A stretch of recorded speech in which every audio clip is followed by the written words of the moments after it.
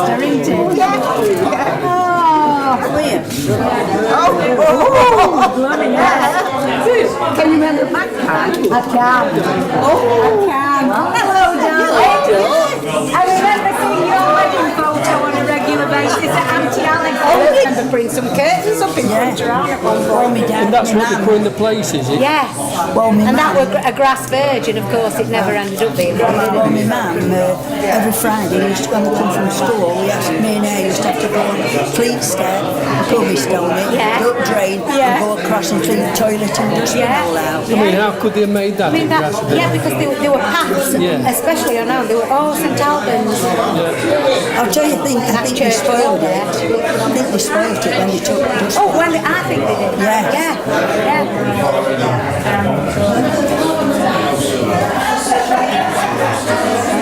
That were after floods. Realise how big Tips was as well. No. You look wonderful in winter. It will have living in Swiss Alps for about 4 weeks. So these are all on, are they? Brian's still here. John Dawson, Yeah. Brian Jenkins, Well, David Muriel, who's put all this on, is John's sister. Paul Bingham's I couldn't Yeah. that. And they always called it Spikes. See, we left when, about 16, didn't Yes, we? we did. But my dad was born in that. Yes. Yeah. It sounded though it was a flipping Spike. They were swearing. We always called it Spike Island. Yeah. Well, we were an island when we were put off, weren't we? Yeah. Oh, how you couldn't get through, could you? Well, it used to be flooded, didn't it? Yeah. You Down had at it. bottom. I was kicking a football in between openings, obviously. You look up rows on one of them, you can see Co-op at the top, and they used to have a Nestle's machine outside. We used to get lollies. Anyway, buy one, pull the drawer out so far. Facebook. We used to have to go to the refuge tip to go to school, didn't we? Yeah. They were taking dustbins. Not another health and safety there. You know where the railway lines run right behind School Street down here, Thailand Colliery. We used to go up down railway lines and over the refuge tip. They used to come from all over Chesterfield tipping dustbins just over here. Just as it was a landfill then, it was just a big... Well, again, we played hours in there, didn't we? But it's healthier. Oh, we've never... this stream runs across, they used to call it Blackwaters. For that reason, it was black, full of tar, coalite stuff. We used to dump in it. We used to play in it, swing on it. I don't know how we're still alive, honestly. You build up immunity. Today now, you wouldn't let your kids near it. Can you remember when all this used to flood at Pink Yes. was You used to have like a lot of stuff back in there as well, didn't you? Down here. Yeah. One time, they were invited to first opening. We couldn't get nowhere. Couldn't even tell us we'd have school because of floods. I've got some pictures somewhere of me Uncle Morris on Staveley Road flood in a dinghy with my granddad. Oh, yeah, I've seen that. Yeah, they are. George stood it. Yeah. Susan's dad. Yeah. That's again. Look at Fag. That's me. What would you have been then? I've got to have only been, I don't know, 14, 15. I bet you're not now. Eh? 14. What's she going? Is that? Yeah, 14. How old's Dave Steele? He's not very old there, is he? They're all about the same age. She said, She don't look very happy on that You're like, oh God, we've got to no. waiting to what youth club they do. What do youth club do? This, come on. Where that is? Is he here? Where club what was? Yeah. Right. Yeah. So they knocked down about, what, 100 houses and built a football pitch and a club. That's it. 40 houses. I think. 240. 3-bedroom big houses. Yeah. What about garden? Did they have a garden or just a yard? Just yards. But you shared a yard then? Like, There used to be big outbuildings and the before door was that. facing into Big coal houses with dustbin over. Just below, yeah. Toilet, outside toilet, and then you call out. Then you call out, weren't it? You used to do coal up, yeah, didn't you? I was a couple of buckets that Oldens. Yeah, I remember when snow that far up windows. Yeah. And we ain't got there, we go about 6 steps up, haven't we? And the snow that far up it, and my dad literally had to dig out to coal house so we could get the coal up. What is it? What's that say? I don't So what are you? What number's that? 44. So where would that be? What number is it? 44. First row, isn't it? No, second row. Looks like 2 floors. Three blocks, 36 in a row. Except for what's it row didn't have, did they? Woodhead's row. Woodhead's row didn't have 12 because Woodhead was doing it, and then it went because they had a garden. You're 5, weren't you, in your block? 1, 2, 3, 4, 5, 6. 6. So you were in Woodhead's row? Yeah, on corner, yeah. And phone box at the bottom of our row, yeah. Because you used to have a big wall round Woodhead's, didn't Yes. Not all, John. I mean, in them days, seriously, we didn't have a deal. We didn't have any money. And I remember as a child, my best present for Christmas was a brand new racing bike. That's quite a big deal in those days. It was a big deal because you didn't used to get things like that. We never had no phones and whatever. It used to be mainly clothes in them days, you know, that you used to have.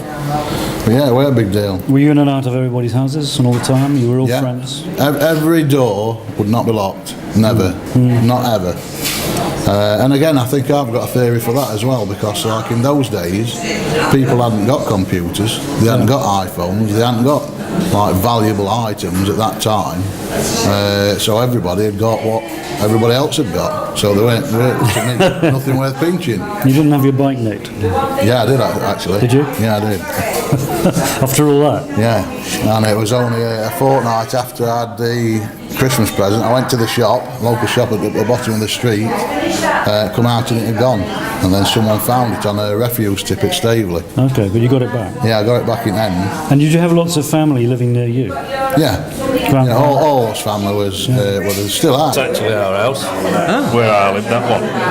Now, Sue reckons that's Bill Sharp. Bill Sharp, I'm just asking Val, and I can't, no. Sue probably obviously remembers you going on the Val, can you? That's Club at Top, and that's our house, number 130. Just on the crossing? Yeah. As I think going back here a couple, that may be our house looking at the roads. That's the main road. That double-decker bus used to run up here, go across the top and come back down to the road. And at bottom here, Woodheads. And we used to jump on bus, swing on it and ride up to the top and jump off the top. They've conducted each other's off before. Anthony, isn't it? Was it Anthony? No, it ain't. It was somebody Tufts. Barry. Somebody that went to Mrs. Tufts. There were a bit of a debate on Facebook about Somebody said that Raleigh Marshall. That's what Neil reckons. I can't seem to recognise him. I know Neil put it on Facebook. But saying that now, he does, looking at Steve and Ian, his lads, he does look like Ali. Neil said he always wore a polo neck. He did. But then a lot did then. And that would be our street, that would be Renee Waterfield, Stafford Street. Would it? I'm looking at Chimney here. Well, Chimney were on our street, weren't it, on the first two on rows? First two, so I'm thinking that might be. No, it won't be. Yeah, that'd be. That's why I thought. That's where Anthony Hill and all those lot. That's why I wonder where Ali did, because he lived on our street, just alongside us. Neil says he's dashing to get to the pub. The pub, probably. Going in the right direction, that is a say. Emotional. It is. It wasn't emotional really until I saw people whose faces I've not seen for 45 years. And then when I had my photo taken with my sister, with the photo, it was just extremely emotional. And some of them are no longer with us, obviously. No, our younger sister's not with us anymore. So for us, it's as though we've come back together just for today. But you've still got Facebook as well. We have. Thanks very much for talking. Yep. This used to be a fish shop. The fish shop, or the fish and chip shop. Florrie and Henry. Florrie. Florence, or Flo. Florrie Flo. and Henry. His name Henry. Fish and chips. Yeah, best modge you'll ever find. Chips and mushy peas. Did you go there every week? He was brilliant, Joe. Was it wrapped in newspaper? Yeah. And he used to have a bike, a basket up front, and on a Friday he used to deliver out village his wet fish. My grandma always had wet fish, and we had it fish, and she did scallops, battered scallops. Yeah. So both my grandparents lived here as well, you see. Was your grandfather in the mine? Yeah, both of them, yeah. My dad died when he was young, though, 42. Really? And my brother were a miner, but he died at 46. What happens to young people in Poolsbrook now? That's difficult, that, isn't it? I don't know, really, They hang about just like we did when we were little, but when they leave school, they ain't got much opportunities, have they? So they go elsewhere? Well, they can't stay here because they can't have an house. Council won't give houses unless you've already got probably a boy and a girl over a certain age. So and you have to bid on them. Council house, you have to bid of them. Unless you've got a boy and a girl in between, when he's about 8. Because my son has got 2 step children. They were 16 and they were twins, and he couldn't even qualify for an house back in village. So it's a bit different from that generation, isn't it? Oh yeah, he got married, he got a house. Do you think that's why people got married? Probably so, don't you? Yeah, it would help, yeah. Is that why you got married? I lived with my mum when I got married for a bit. Couldn't afford an house. Couldn't afford to pay rent. And rent was £1, 1 shilling. A lot of money. £1, 1 shilling. Well, yeah. Do you pay it weekly or monthly? Weekly. How did you when it was pit, you see, they took out your wages. Yeah. Then when they become council houses, then you paid your rent. So, yeah, very good. So we lived with my mum because we couldn't afford any furniture to start with. And then I only went across the road. And what was the first job you had? They were a sewing factory in Staveley, going into Staveley. They were called James Smith, and majority of people went on a sewing machine at James Smith. Yeah. I didn't like it, and I said to him on Friday, I said, I don't like it, I'm not coming no more. But he can't do that. I said, well, I'm going to go out with my dinner and I'm going to get another job. And I went round to a supermarket in Dells, it was called, and I started work there on Monday. You could do that, couldn't you? Yeah, you could in those days. Majority of lads went either to pit or Staveley Works. So. Well, the third choice was get pregnant and well, yeah. Get a council house. But there weren't benefits then, though, like now is there? You know, you went out. There were always a few. There's always going to be a few scroungers in there. But majority of people, you could just go up to a pit and you got a job done. And we had Robinsons. What did they do? Like bandages and everything. We've got Trevor, the sweet factory, which is Cadbury. Oh, yeah. Trevor that. We had Edema Glass at Whittington Moor. Pearson's Pottery. Well, I spent a lot of my working life at Pearson's Pottery. Are any of them left? No. Edema Glass is still there, but no, it's Edema Glass. Pearson's Pottery got knocked down. There was BTH that went. In fact, Chesterfield Football Club's on that ground now. Proac. Do you know Chesterfield? No. Yeah. Lots of memories. I've got mindful useless information. You have mixed feelings About what? about this sort of thing because it brings back a lot of I stuff. love it. Absolutely love it. Because I'm very passionate about where I come from, though. You're one of the biggest contributors to the Facebook site. I've seen so many of your comments. Yeah. No, they're very... And I have put a lot on of my family. You know, personal pictures of my mum and my dad and my grandparents. Yeah, as I say, both my grandparents lived in village. What do your, if you have kids and grandkids, what do they think about you being on Facebook so much? They love it.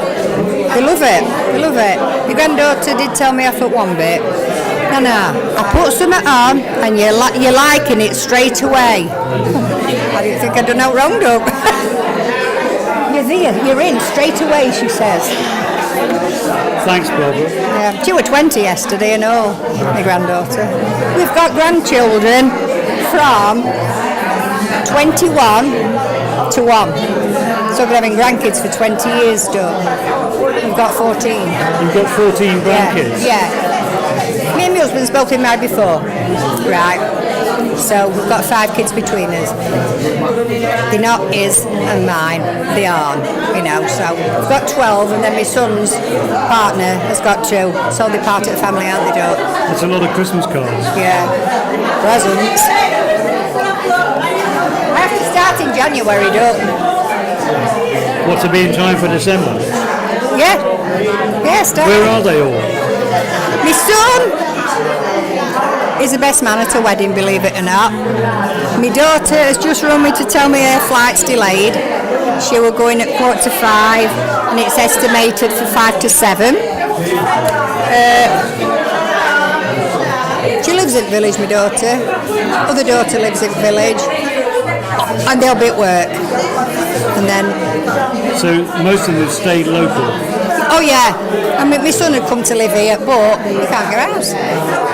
Can't get a house. If he can't get a council house, can he buy a house, or are there no houses? Well, because they've had both of them's marriages broke up, right? Sold her house.